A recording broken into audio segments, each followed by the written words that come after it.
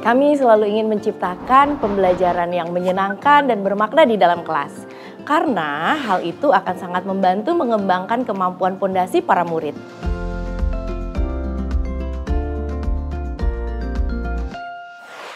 Namun seringnya kami kebingungan. Gimana sih cara merancang dan melaksanakan pembelajaran yang menyenangkan dan bermakna untuk membina kemampuan pondasi murid di kelas 1 dan 2? Kami ingin memastikan tujuan pembelajaran tercapai dan kemampuan pondasi mereka juga terbina. Untuk mengatasi masalah ini, kami berusaha memaksimalkan perencanaan dan penerapan modul ajar yang bisa membina kemampuan pondasi dalam setiap mata pelajaran. Dengan begitu, pembelajaran jadi lebih efektif dalam mencapai tujuan dan membina kemampuan pondasi murid. Di sekolah kami, pembuatan modul ajar dibuat bersama-sama oleh semua guru kelas 1 di setiap minggunya. Proses ini dimulai dengan membahas hasil asesmen awal dan hasil refleksi di minggu sebelumnya. Jadi, kami bisa memahami kemampuan dan karakteristik masing-masing murid. Dengan cara ini, modul ajar yang kami buat jadi lebih sesuai dengan kebutuhan dan kemampuan belajar mereka. Ibu-ibu, ternyata berdasarkan hasil asesmen awal, masih banyak murid kita yang perlu ditingkatkan kemampuan kognitifnya.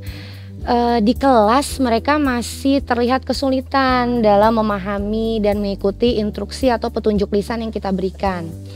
Nah, jadi sepertinya untuk membina kemampuan fondasi ini, kita bisa membuat sebuah aktivitas yang menyenangkan, tapi terintegrasi melalui mata pelajaran pendidikan Pancasila dan bahasa Indonesia.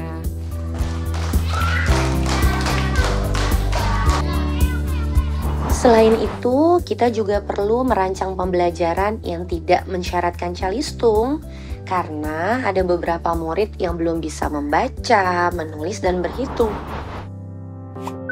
Guru-guru berkumpul untuk berbagi potensi ide pembelajaran. Kami membahas poin-poin penting seperti cara mengintegrasikan mata pelajaran, kesesuaian materi dengan capaian dan tujuan pembelajaran, efektivitas waktu, kendala yang mungkin muncul, dan kemampuan pondasi yang ingin kami bina.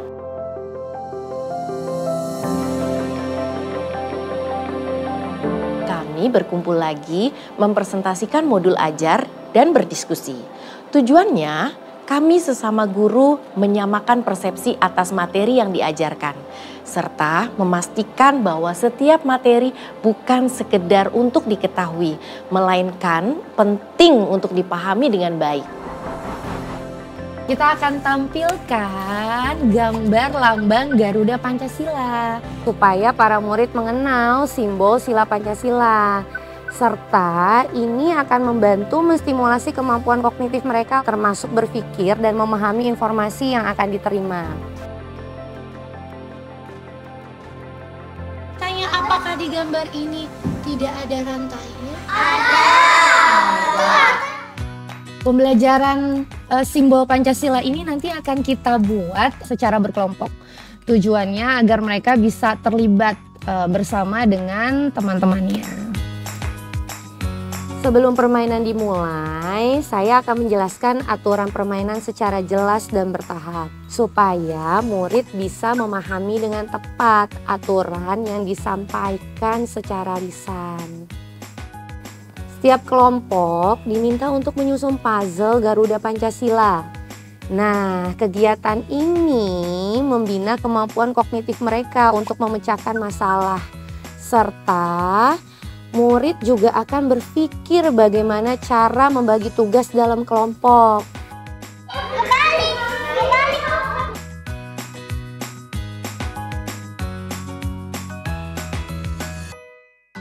Bu Devi, setelah murid-murid menyusun puzzle nih, bagaimana kalau murid-murid diminta untuk menyusun nama-nama simbol Pancasila?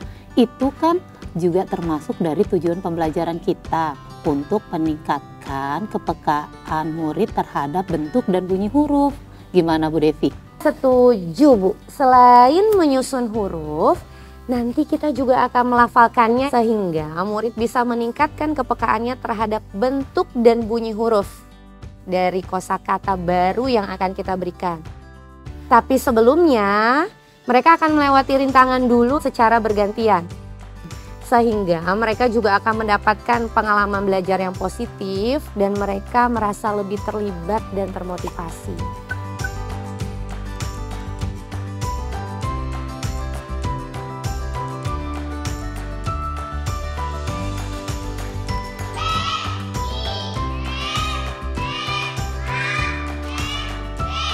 Nama simbol silanya apa? Bintang. Bintang. Bintang huruf pertamanya. Huruf pertamanya.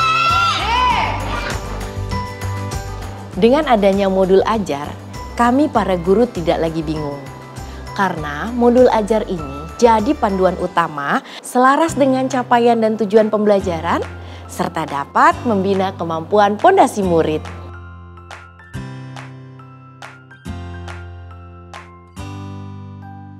Pembelajaran diakhiri dengan refleksi, di mana kami akan bertanya bagaimana perasaan murid selama pembelajaran berlangsung.